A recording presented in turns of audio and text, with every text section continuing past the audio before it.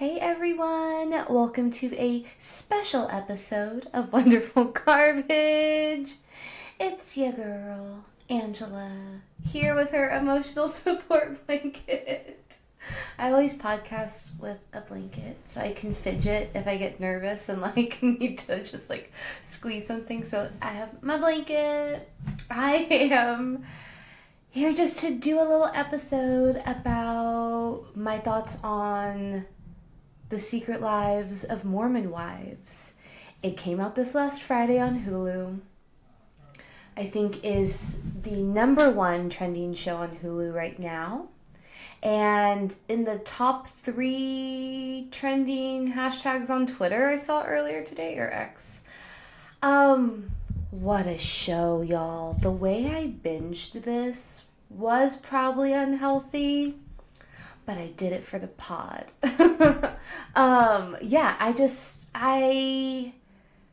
If I had the time, I would do a recap episode by episode because there's just so many things to talk about.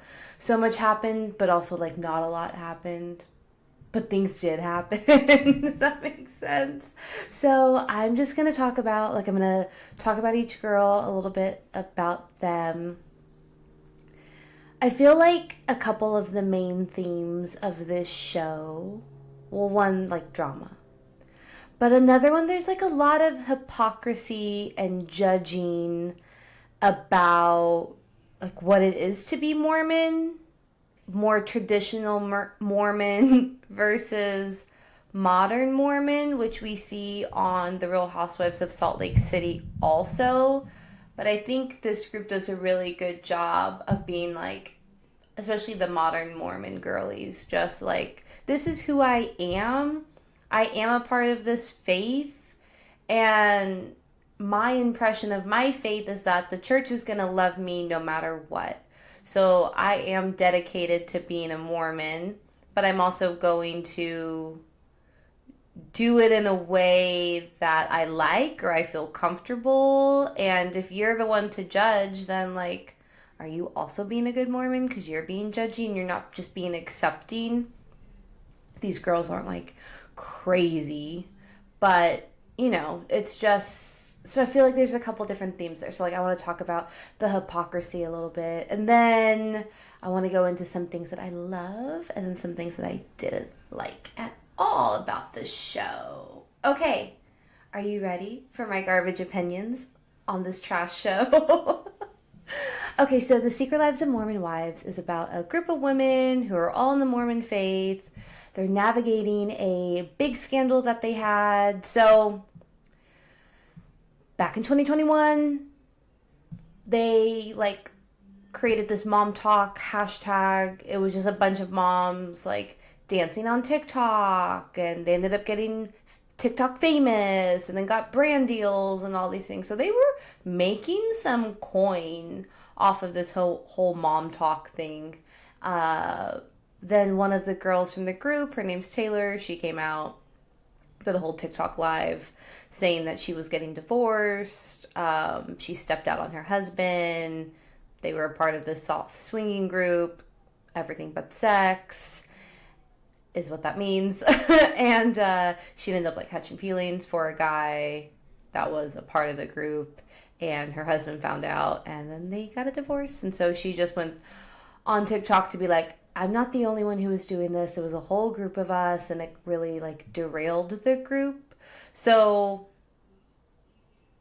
the first episode is really all about Taylor rejoining the group or navigating her life after exposing all of that stuff.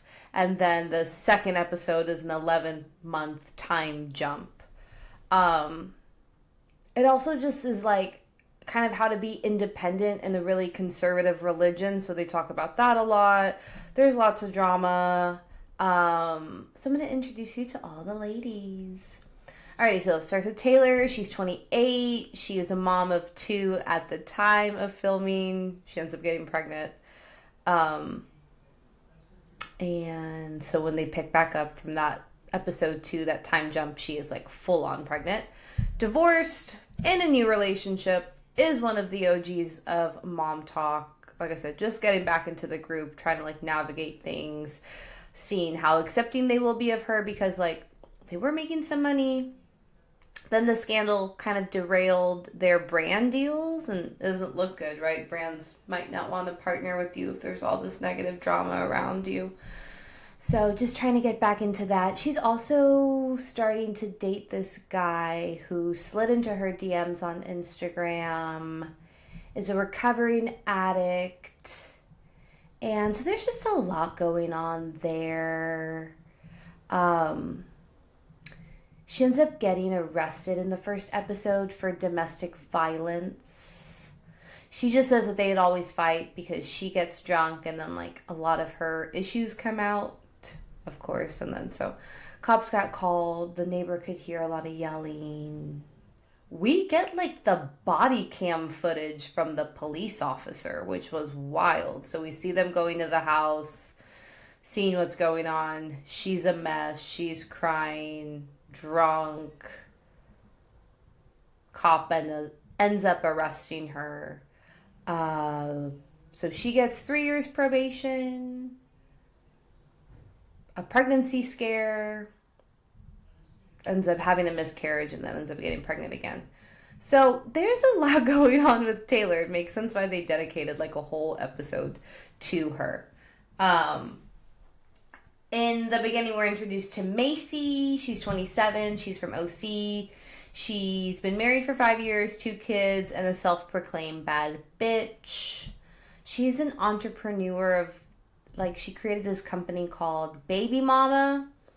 And I still don't really know what it all does. I think there's, like, prenatal gummies. I think we saw, like, that's the thing we saw in one of her, like, shoots that she was doing that she had Taylor come to. Other than that, I don't really know what it is, and I didn't take the time to research it. Then we get Jessie. She's 30. She's a hairdresser. She owns a salon and a hair school. Her salon name is Jay-Z Hair. People always think it stands for Jizz Hair. She's married, 2 kids. Then we get Demi, who's 29. She's been married for 3 years. Her husband is 46, which I'm not mad at. Do it. Go get yourself an older man. She said that they would be at parties back in the day before all the swinging scandal broke, but she didn't know that swinging was going on. She said that her husband kind of got that vibe because the husbands, I guess, would ask him a lot of questions and be like, are you kind of like the jealous type, blah, blah, blah. And he's like, yeah, absolutely. Like, what are you like referring to? So she was like, but I didn't know what was going on. I don't know if I believe her. Her husband is Angie K's ex-husband. Angie K was on the Salt Lake City Housewives for like a couple minutes. I love that connection. I love a Bravo connection. And so I think it's great that that's her husband. Okay, then we get Whitney. She's 30. Whitney is basically the villain of this entire show. We are introduced to her moving back from Hawaii with her husband and her 2 kids. She said they ran away for a couple months after the whole swinging scandal because she was one of the OG TikTok Mom Talk moms too. Comes in with just like really horrible blonde dye jobs on both her and her husband's hair. She changed hair colors like 3 times in this show, and I think he changed his hair like 3 or 4 times. It was wild. Basically, every time you saw him, it was like a different guy, and you were like, what the fuck is happening?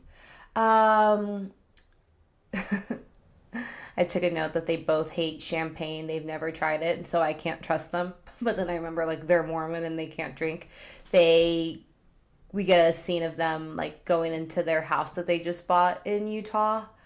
And they have a little welcome gift of champagne, which I think is funny for Mormon. Like, do you give champagne in a Mormon community if you're not supposed to drink? I guess the realtor was not Mormon, but they take they open the champagne, they have a drink, and they're like, oh, this is disgusting. And I was like, can't trust them. I hate them already.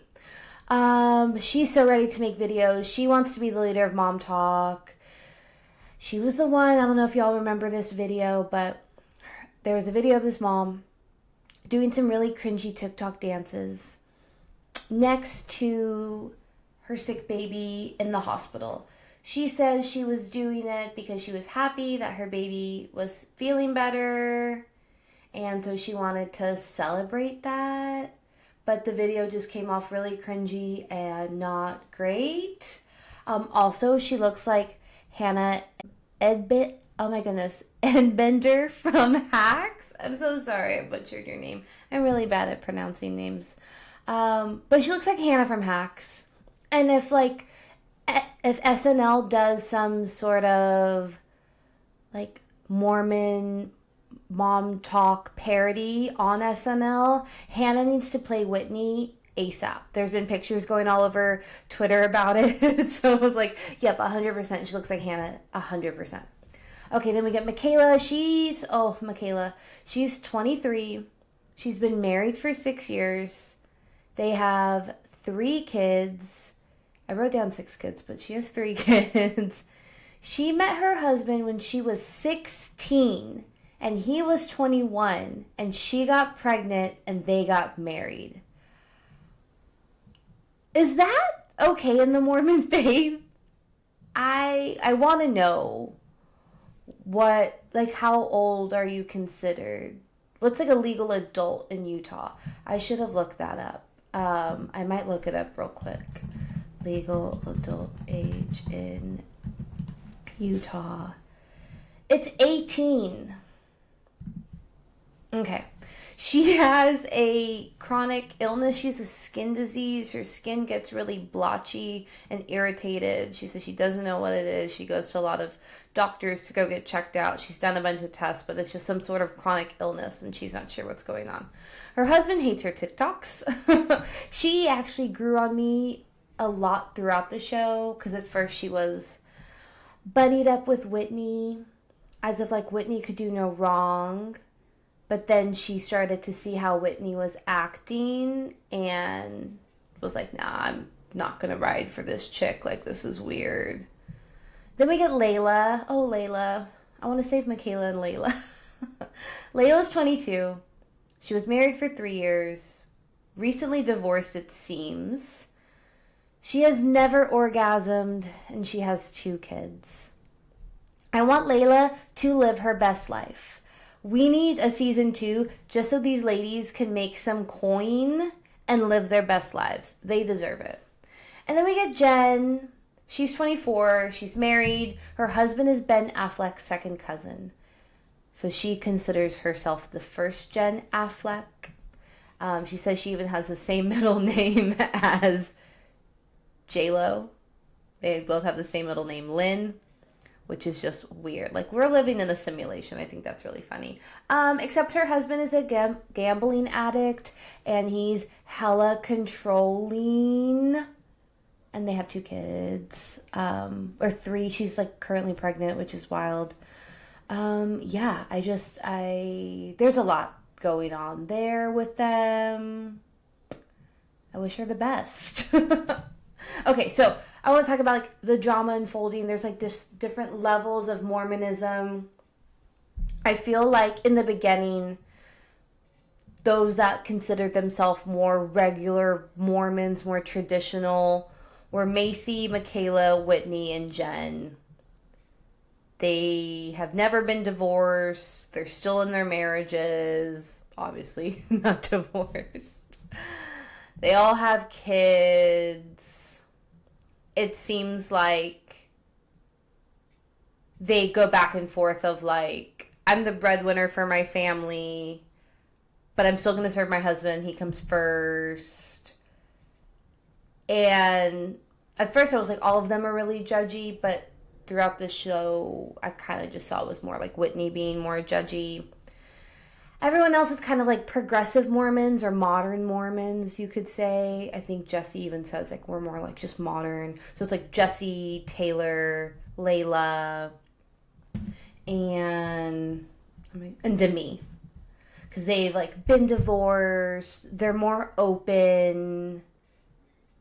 they're more like, I'm learning how to be independent in this environment.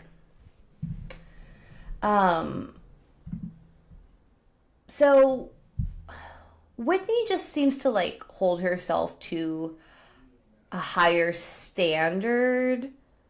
Like, she's the best Mormon out of the group, even though we find out her husband has a porn addiction. He's had a porn addiction their entire marriage. It also came out that he was on Tinder, like sending pictures to people and DMing. I did see some things, though, that were saying, like, you can't send pictures on Tinder. You can send it on other apps, but not Tinder. So who knows what he was actually on or what he was actually really doing. But he was being shady and unfaithful. So I think Whitney is just spewing all of her hurt and anger from her husband onto everybody else this entire, like, throughout the entire filming. Like, they ran away to Hawaii for a couple months to take a break because of the mom talk scandal and all this stuff going on with her husband. So now she's coming back. They're filming, trying to like be like, it's all good. We're fine. Like, we're going to get mom talk back together again. And she just, I think, ends up like crumbling and just doesn't know how to handle like all of this pain she's feeling. She's still like not a great person, but I think she just like did not know how to handle all of this stuff going on, and she just let it out on everybody else because she's miserable. She plays this really like taboo prank, but just like this like off-putting prank on Demi. Demi had told her and a couple other girls about like the sex story between her and her husband, that like, you're sharing stories with your girlfriends, like you think it's just all gonna stay there. Whitney ends up turning it around, using it against her, brings the gift to Demi's house when she's having a Valentine's Day party as a prank, and it just like goes left. Like, Demi gets really embarrassed about it. Then Whitney plays the victim because she ends up looking bad for how it all went down. Like, it was just very mean girly vibe. Again, I think she's just spewing all of her anger and frustration from her husband on everybody else because she doesn't know how to handle it. I really wish Whitney would have come in and just been like, there's a lot of shit going on. I don't know how to handle this. I'm probably going to be a wreck. I'm sorry if I offend you. And like, when she does these bad things, I want her to apologize, right? Like, just be like, I'm hurt. There's a lot of things going on. I think if she would have handled it that way, it would have gone a lot better for her throughout this season. There's also some more hypocrisy when Jen and her husband, they're doing a baby blessing, and they're just inviting a certain group of people that they deem more as like the traditional Mormons. So like Whitney, Michaela, Macy. In the baby blessing, people go up and like talk about their Mormon faith and like what they would want for this child that they're blessing into their religion. And Whitney gets up and talks about just how great it is, like, being in this faith and in this community and, like, the sacredness of it, while yet, like, your husband had a porn addiction. He was kind of, I guess, cheating on you, right? He's, like, DMing other people. Then you go and you play, like, this horrible prank on your friend, trying to expose, like, use a story that she told you in secrecy out for everybody else. Like, also isn't being Mormon, like, having a good moral center. So things that she just keeps doing doesn't seem really centered in a good moral high ground, the way that she's, like, trying to put off. Also, there's kind of, it's sexist. I was saying kind of, but, like, it was sexist that during the baby blessing, only the men can do the main blessing on the baby, because men can only be in the priesthood. But then it's like, well, we have Jen's gambling addict husband in the group. he's a dad, I get it, but like, okay. And then you have Whitney's husband who has all this stuff going on, but just because he's a man, he can do the blessing. That's what I'm like, okay. It's just something that stood out to me. We find out that a couple of them get divorced just because they got married really young. Layla got married when she was 19 because she was pregnant. We don't really know too much about Demi's divorce situation, but she has a kid. She got divorced young, is now remarried. Jessie also got divorced. She's with her second husband. She has kids also. So it's like this thing of like, well, I'm a traditional Mormon because I'm staying in my marriage. Even if I'm miserable and things aren't going great, I took a vow to like be with my husband and to serve him. And so that's what I'm going to do. Versus these other girls who were like, I was miserable in my marriage, and regardless of what my faith says, like, my happiness comes first, and I want to do what's best for me and my kids, so I'm going to get out of the situation that I'm in. So I think there's also this kind of underlying like, well, these girls were divorced, these girls are still together, but like, let's really look at the ones who are truly happy now with where they're at. There's also just a lot of navigating friendships through this series. And I know I'm like reading way too much into it probably. This show is just like a trash reality show with like drama and gossip and silly dumb shit. But I also want to dissect it a little bit. So just bear with me. I hope I haven't lost you yet. But yeah, navigating friendships, they all made a hella lot of money in this whole mom talk group. So now they're trying to figure out like how to get the group back together. There's still this like divide, or this divide kind of gets created of, they call themselves like saints versus sinners. That's what the sinners were saying. Like the saints were Whitney, Michaela, Macy, and Jen. The ones who all end up going to Jen's baby's blessing. The ones who all haven't been divorced yet, but all who maybe not necessarily be all happy together. Versus the sinners, which was Layla, Jessie, Demi, and Taylor. Someone in the show makes a really good point. I think it was Taylor, but it was just like, for my faith, like my religion, I think it's about forgiveness also. So like, I would rather be in this sinner quote unquote group, but if I'm making mistakes or if I'm doing things that maybe I'm more of a modern Mormon, my faith will still forgive me. Like, I know that I can go and I can ask for forgiveness. I'm not doing this on purpose, but I'm also trying to live my life the way I want to live it and the way I should be able to live it. Also, I think it was really funny. So the saints are judgy the other ones about their drinking, but then they go and get Botox, and they're obsessed with the laughing gas that they get before they get Botox, which I'm like, is that Mormon? I don't know. I just thought it was weird. First, like, is the Botox thing Mormon? They were saying there's like nothing in the rules that say anything about like doing things to your appearance, so we're gonna go ahead and get Botox, which I think is weird.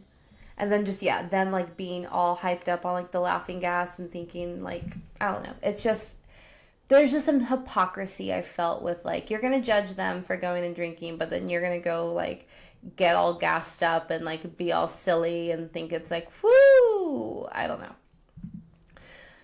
Throughout the show, they're trying to figure out like the leader of mom talk, especially like with this group of girls. Whitney just really wants to be in charge, but she's just like going about it the wrong way. It almost seems like, again, she's trying to divide.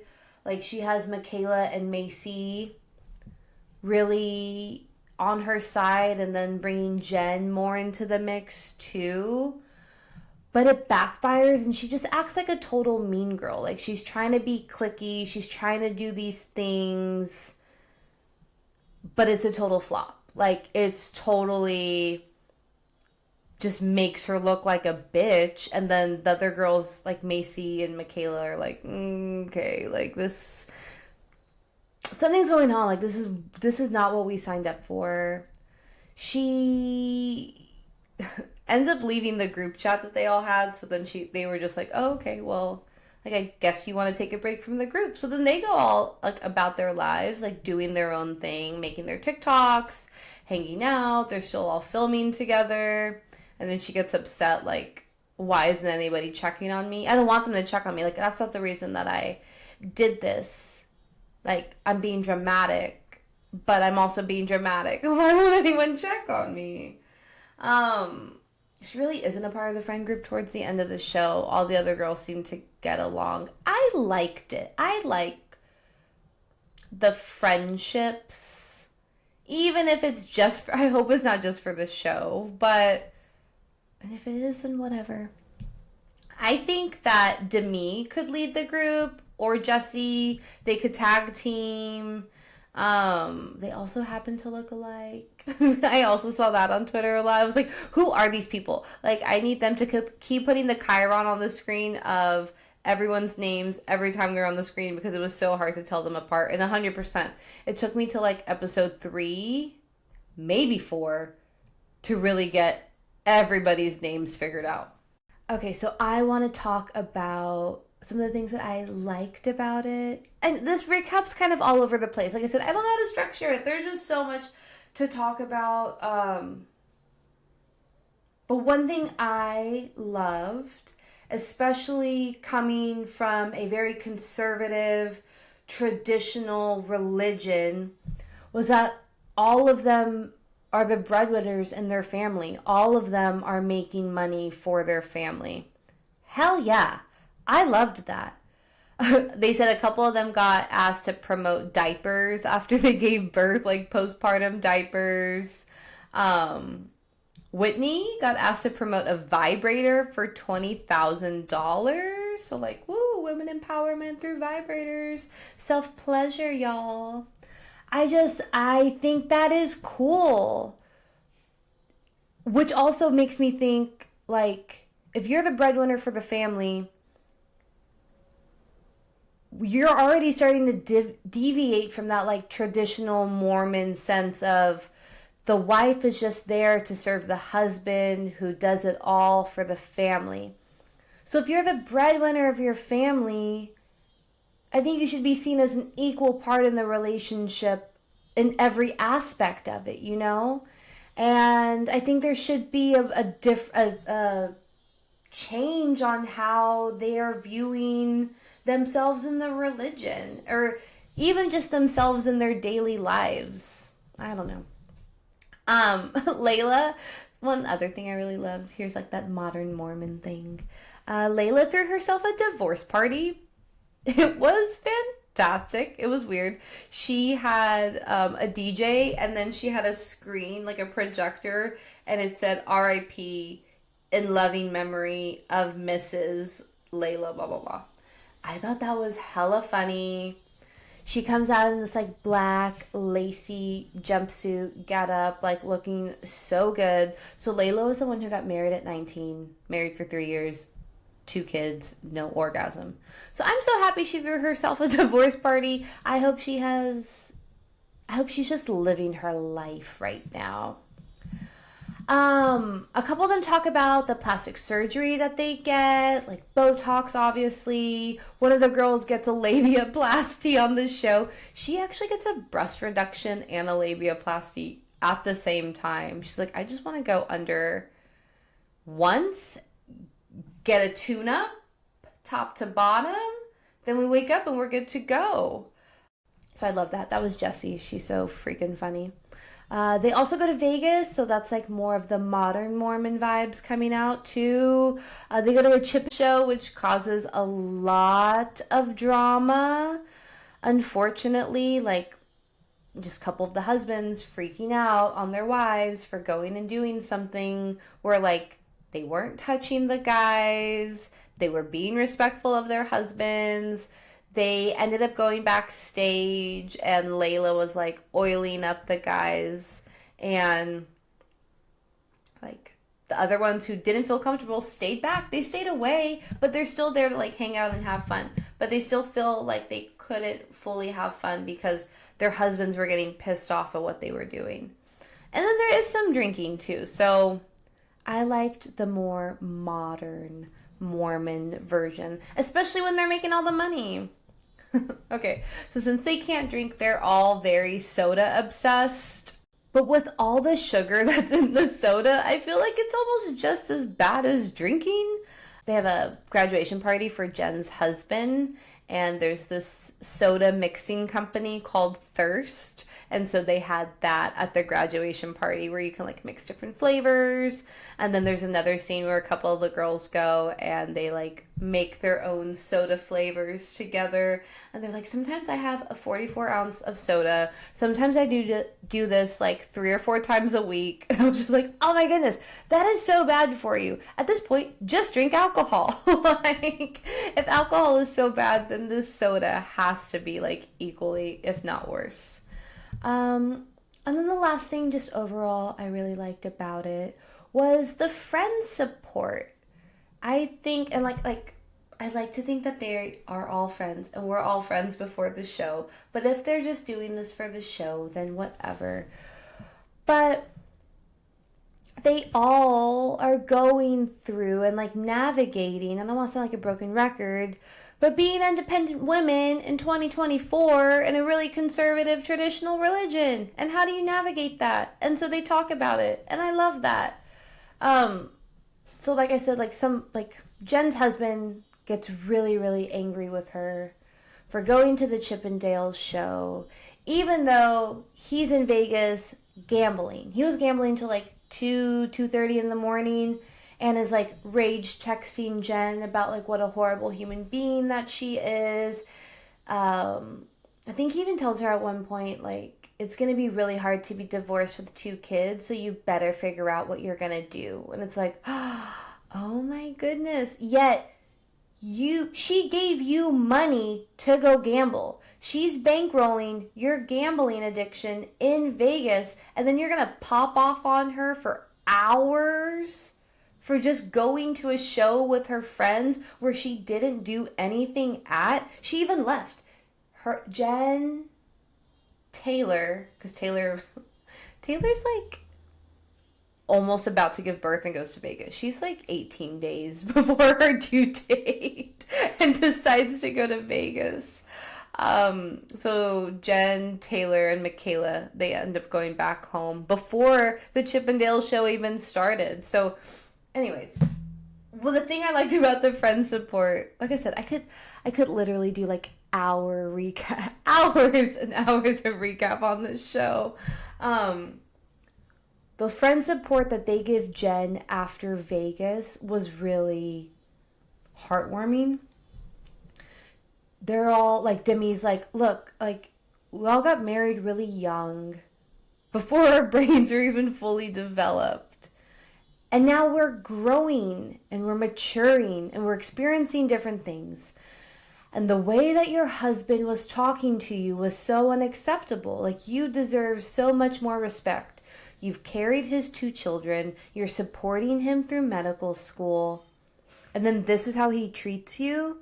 So just having friends that tell it like it is in those situations when you really need to hear it, I think is really important. So I really like that in the show. And then also all the sinners got together and they had a bowling date on the day of Jen's baby blessing because they all weren't invited. And they were like all having really fun and just goofing off. And so I liked seeing that friendship and all those things. So those were some things that I loved about it. What I did not love about it, and I know it's like literally what this show is based on, but I really hate cringy TikTok dances. I really hate TikTok dances in general. And yeah, it's like basically what the show is based on. But like every time they would do them, which was like frequently, especially like transitions to different scenes, I was like, oh, okay. Like, yeah, I really hate this stuff. I also really hated the phrase, can mom talk survive this? Like, once is enough. I don't need to hear it more. But I do hope they can survive it because I do want a season 2. I really didn't love just everything that happened with Taylor's arrest. That was all really sad. And it was a lot going on. Her mom, pretty much like MVP of the show though, because her mom really gives it to her straight. We get her mom giving her advice throughout the entire show. But in the first episode, her mom, like Taylor goes to her mom to talk about everything that's going on in her life. Says that she might be pregnant. And Taylor's mom was like, you're pissing me off right now. Like, we are trying to support you. We are trying to be there for you. But, like, you're pissing me off. So, I forgot to add Taylor's mom in my love category, things I've loved. Yeah, I didn't love the arrest and just, I mean, who loves an arrest, right? But just everything going on and, like, all the drama and just the things and, like, the way it's going to affect her kids. And I don't know. It was just really rough. I also didn't love Jessie talking about her labiaplasty as getting her extra meats removed. No thanks. Use any other type of analogy. I don't need to think about like you getting your meats removed. But then she does like show the girls like what it kind of looks like now after she got it done. It was really funny. Okay, the last thing I really didn't love about this show was the hella controlling men. Oh my goodness. Just again, Jen's husband, Zach, being really controlling about what she can do. She says that he can be really controlling and judgmental, but it's because he cares too much. And I mean, that's just a red flag right there. Anyone who's using the phrase like, but he cares too much, like, that's like as an excuse for the actions, immediate no. Immediate get out of there. No. So yeah, just the controlling men and the behavior and the outlook of what a woman should do and how they should be is something I just really don't stand for. That's my thoughts on this show. I really want to talk about a lot more. I really liked also that they did confessionals because then you got to hear everyone's like breakdowns and points of views. I really liked that. I hope we get a season 2. It would be great if we had a reunion or some sort of check-in about it. I think it hit a lot of the things that we look for in reality TV shows. We had scandals. We had changing friendships, changing in alliances. We had heart-to-heart conversations. And then, of course, we had a hella lot of drama. Watch it. It's on Hulu. At least get through the first, 3 episodes and then see what you want to do. That's what I would say to do. What I would say to watch if you're interested. If you watched it, I want to hear your thoughts. Comment in this video below. Let me know what you think. I love to talk about this kind of stuff, obviously. But I know my opinions differ from other people. So I want to know what you thought about the show. If you thought it was absolute trash, then yeah, tell me. That's what's also great. It's a trash show. It's a trash reality show. Anywho, I think we'll get a season 2 with how well it did on Hulu and just how people keep talking about it.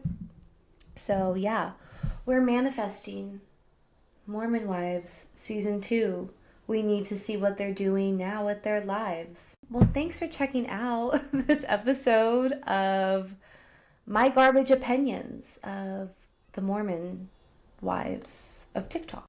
Check out other episodes if you haven't listened. I really appreciate you guys checking in. Until next time, bye y'all.